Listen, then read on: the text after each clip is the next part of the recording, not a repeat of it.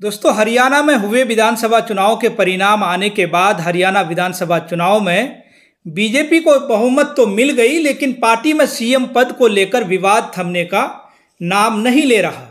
इस बीच सीएम के चुनाव को लेकर बीजेपी के केंद्रीय नेतृत्व ने अहम फैसला लिया है, जिसके बाद चर्चा ये शुरू हो गई है कि क्या इस बार बीजेपी के नायब सिंह सैनी के साथ ही खेला कर देगी।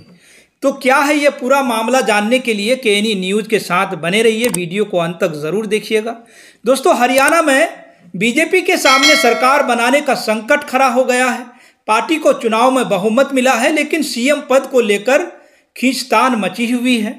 उसे बैकफुट पर धकेल दिया गया है। राव इंद्रजीत सिंह, अनिल विज, मनोहर लाल खट्टर भी सीएम पद की दौड़ में शामिल हो गए हैं। बीजेपी के पास हरियाणा में बहुमत से सिर्फ 2 सीट ही ज़्यादा है। 40 सीटें बहुमत के लिए चाहिए और बीजेपी के पास 48 सीटें हैं। ऐसे में 4 विधायक अगर पलटी मारते हैं तो बीजेपी के हाथ से बहुमत निकल जाएगा। राव इंद्रजीत सिंह के पास 9 विधायक हैं, तो वहीं अनिल विज के समर्थक भी 5 से 7 विधायकों के समर्थक का दावा कर रहे हैं। सबसे ज़्यादा टिकट मनोहर लाल खट्टर के समर्थकों को मिले थे। अब ऐसे में उनके खेमे में विधायकों की संख्या भी सबसे ज़्यादा है, लेकिन खट्टर ने खुलकर सीएम पद के लिए दावा नहीं किया है। ऐसे में बीजेपी हाईकमांड को इस बात की चिंता दिख रही है कि अगर कांग्रेस ने बीजेपी की किसी नाराज दिग्गज को अपने पाले में किया तो उसके साथ खेला हो सकता है या खेला हो जाएगा।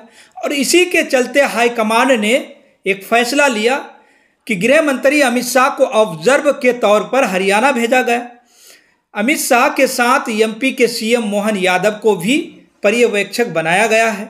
दरअसल बीजेपी के लिए अपने विधायकों को संभालने की भी चुनौती खड़ी हो गई है और इसी के चलते अमित शाह को हरियाणा भेजा जा रहा है। दरअसल अब बीजेपी को भूपेंद्र सिंह हुड्डा के उस बयान को लेकर के सबसे ज़्यादा डर लग रहा है, जिसमें उन्होंने कहा था कि काउंटिंग के बाद अभी खेल बचा हुआ है। ऐसे में अमित शाह को हरियाणा भेजने के पीछे ये बात माना जा रहा है कि बीजेपी विधायकों के बीच ज़बरदस्त नाराज़गी चल रही है और ये नाराज़गी उस पर भी भारी न पड़ जाए, इसलिए अमित शाह को हरियाणा भेजा जा रहा है। इससे पहले अनिल विज को दिल्ली बुलाया गया था, जहां जेपी नड्डा के साथ उनकी मुलाकात की तस्वीरें भी सामने आई थी। अब साफ है कि हरियाणा चुनाव जीतने के बाद भी बीजेपी के लिए हालात संभलते नहीं दिख रहे हैं। 16 अक्टूबर को विधायक दल की बैठक बुलाई गई है, लेकिन बैठक आगे टलने की खबरें निकलकर सामने आ रही हैं। शपथ ग्रहण भी टल सकती है। हरियाणा में सीएम पद को लेकर विवाद तो है ही, इस बीच जम्मू कश्मीर से भी एक बड़ी खबर निकलकर दोस्तों सामने आ रही है। जम्मू कश्मीर में विवाद एलजी को दी गई है, शक्तियों को लेकर है। जम्मू कश्मीर की 95 विधानसभा सीटों में केवल 90 सीटों पर ही चुनाव कराए गए। 5 सीटों पर उपराज्यपाल विधायकों को मनोनीत करेंगे। इसे लेकर विपक्ष ने कड़ी आपत्ति दर्ज कराते हुए इसे बीजेपी का जीत के लिए बैकडोर बताया और अब ये मामला सुप्रीम कोर्ट पहुंच गया है। तो इसी बीच नई सरकार के गठन को लेकर भी एक बड़ी अपडेट सामने आई है। दोस्तों, जम्मू कश्मीर में नई सरकार के गठन की तैयारियां जोरों से चल रही है, लेकिन इस बीच एक मामले से सियासत गरमाई हुई है। दरअसल उपराज्यपाल के 5 विधायकों को मनोनीत करने को लेकर विवाद गहरा गया है। कांग्रेस नेता रविंदर सिंह कुमार शर्मा ने इसे सुप्रीम कोर्ट में चुनौती दी है, जिस पर 14 अक्टूबर को सुनवाई होनी थी। इस दौरान याचिकाकर्ता की तरफ से दलील देते हुए वरिष्ठ वकील अभिषेक मनु सिंघवी ने इसे संविधान के बुनियादी ढांचे से जुड़ा मुद्दा बताया। सिंघवी ने कहा कि इस हिसाब से बीजेपी के पास 47 विधायक हो जाएंगे, जबकि हमारे पास 48 के 48 ही रहेंगे और ऐसे में अब बीजेपी के लिए एक और विधायकों को जोड़ना कौन सी बड़ी बात होगी और अगर ऐसा हुआ तो निर्वाचित जनादेश रद्द किया जा सकता है। सिंघवी ने इसे चुनावी और लोकतांत्रिक व्यवस्था को नुकसान पहुंचाने वाला कदम बताया। सारी दलीलों को सुनने के बाद सुप्रीम कोर्ट ने कहा कि हम अभी इस पर विचार करने के इच्छुक नहीं हैं, लेकिन हम आपको अपनी बात हाईकोर्ट के मामले सामने ले जाने की छूट देते हैं। अब जहां एक तरफ चुनाव में बहुमत हासिल करने वाला इंडिया गठबंधन सरकार गठन की तैयारियां पूरी कर चुका है, वहीं उमर अब्दुल्ला को विधायक दल का नेता चुन लिया गया है, जिसके बाद ये भी तय हो गया है कि वह ही जम्मू कश्मीर के अगले मुख्यमंत्री बनेंगे और अब शपथ ग्रहण को लेकर भी तेजी आ गई है। जम्मू कश्मीर से 6 साल बाद राष्ट्रपति शासन हटा दिया गया है। बताया ये जा रहा है कि 16 अक्टूबर को नई सरकार का शपथ ग्रहण समारोह आयोजित किया जा सकता है। वहीं दूसरी तरफ इस मामले पर बहस जारी है और अब माना यह जा रहा है दोस्तों कि विपक्ष हाई कोर्ट में अपील कर सकता है। ऐसे में अब देखना यह होगा कि हाई कोर्ट इस पर क्या कहता है। जम्मू कश्मीर में विपक्ष के तेवरों से साफ है कि वह बीजेपी को हेर फेर करने का कोई मौका नहीं देने वाला है। अब वहीं इस बीच महाराष्ट्र में होने वाले विधानसभा चुनाव को लेकर भी एक बड़ी खबर सामने आई है। महाराष्ट्र में भी विपक्ष की तैयारियां मजबूत है। विधानसभा चुनाव की घोषणा कभी भी हो सकती है और इस बीच कांग्रेस की महाराष्ट्र के नेताओं के साथ दिल्ली में अहम बैठक बुलाई गई और चुनाव की तैयारियों पर चर्चा की गई है। दोस्तों, इस वक्त सभी की निगाहें महाराष्ट्र विधानसभा चुनाव पर टिकी हैं। महाविकास आघाड़ी उन महायुति दोनों ही गठबंधन तैयारियों में जुटे हैं और अब एमबीए में भी शामिल कांग्रेस ने दिल्ली में राज्य के नेताओं के साथ बैठक की। सूत्रों के मुताबिक दोस्तों, कांग्रेस नेतृत्व ने महाराष्ट्र में राजनीतिक स्थिति, सीट बंटवारा, घोषणा पत्र आदि को लेकर प्रदेश कांग्रेस के सीनियर नेताओं के साथ 3 घंटे तक चर्चा की। इस बैठक में कांग्रेस सांसद राहुल गांधी और महाराष्ट्र कांग्रेस अध्यक्ष नाना पटोले समेत और भी कई नेता शामिल रहे। बैठक में कांग्रेस हाईकमांड ने हरियाणा में मिली हार को ध्यान में रखते हुए अपने नेताओं को निर्देश देते हुए खामियों पर काम करने के निर्देश दिए। वहीं नाना पटोले ने जानकारी देते हुए कहा कि बैठक में चुनाव की पूरी रणनीति तैयार की गई है। विधानसभा के चुनाव की पूरी रणनीति की तैयारी हुई है।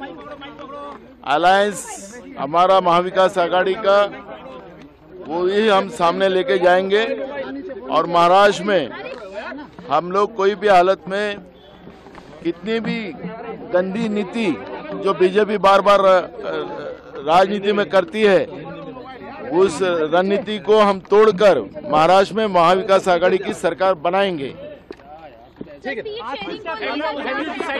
शेयरिंग का इशू कोई सीट शेयरिंग का इशू कोई नहीं है और महाविकास आघाड़ी करके 288 सीटें हम लोग लड़ेंगे। तो दोस्तों, वहीं महाराष्ट्र में विधानसभा चुनाव से पहले बाबा सिद्दीकी के मामले में महाराष्ट्र में एनडीए सरकार मुश्किल में नजर आ रही है।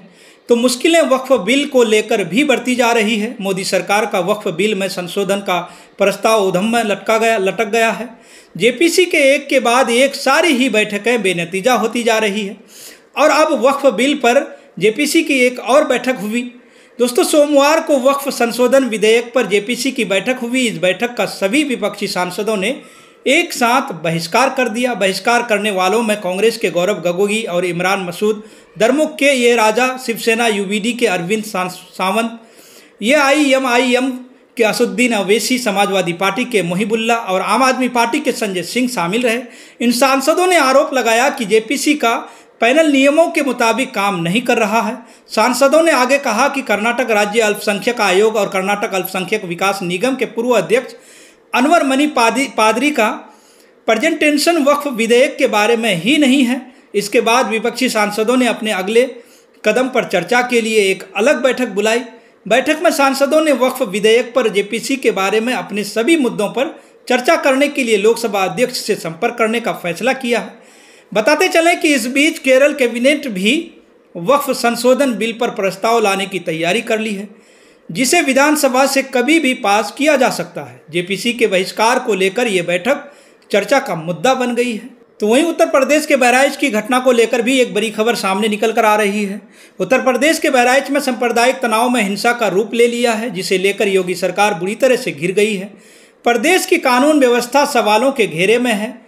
दोस्तों, इस वक्त ये रिपोर्ट उत्तर प्रदेश के बहराइच से बड़े हादसे की निकलकर सामने आ रही है। हादसे की खबर सामने ये आ रही है कि बहराइच में दुर्गा मूर्ति विसर्जन के दौरान 2 समुदाय के बीच झड़प हो गई। इस दौरान एक शख्स की जान चली जाती है, जबकि कई लोग घायल बताए जा रहे हैं। जिसके बाद गुस्साई भीड़ ने दुकानों को निशाना बनाया, गाड़ियों के शोरूम को फूंक दिया। इसको लेकर बहराइच में इंटरनेट की सेवाएं बंद कर दी गई हैं। 6 जिले की फोर्स और पीएस को तैनात किया गया है। ऐसे में कानून व्यवस्था को लेकर सवाल खड़े हो रही है। इस मामले में विपक्ष लगातार सरकार पर हमलावर है। अब कांग्रेस महासचिव प्रियंका गांधी ने प्रशासन पर सवाल उठाए हैं। उन्होंने एक्स पर पोस्ट किया कि बहराइच उत्तर प्रदेश में हो रही हिंसा और प्रशासन के निष्क्रिय होने की खबरें अत्यंत दुखद है और दुर्भाग्यपूर्ण है। देश के मुख्यमंत्री और राज्य प्रशासन से अपील करती हूँ कि त्वरित एक्शन लेते हुए जनता को विश्वास मिले और हिंसा रोके। दोषियों पर सख्त से सख्त कार्रवाई हो। जनता से मेरी करबद्ध अपील है कि कृपया कानून अपने हाथ में ना ले और शांति बनाए रखें। तो वहीं समाजवादी पार्टी के अध्यक्ष अखिलेश यादव ने भी कानून व्यवस्था पर सवाल खड़े कर दिए हैं। अखिलेश यादव ने क्या कुछ कहा है। लेकिन कम से कम प्रशासन को यह ध्यान रखना चाहिए था कि आखिरकार क्या बजा रहे हैं, क्या किसी को अपमानित कर रहे हैं। तो ये पूरी जिम्मेदारी शासन की थी, सरकार की थी। शासन की चूक की वजह से इतनी बड़ी घटना हुई। तो दोस्तों, वहीं अखिलेश यादव ने बहराइच में हुई घटना के लिए प्रशासन को जिम्मेदार ठहराया है, साथ ही न्याय की मांग भी की है। तो फिलहाल दोस्तों, इस खबर में इतना ही। फिर मिलेंगे अगली खबरों के साथ। आपको वीडियो कैसी लगी? वीडियो अगर अच्छी लगी हो तो वीडियो को लाइक शेयर ज़रूर करें और जितना हो सके चैनल को सब्सक्राइब करें, शेयर करें। फिर मिलेंगे अगली खबरों के साथ। आप सभी का बहुत बहुत शुक्रिया, धन्यवाद।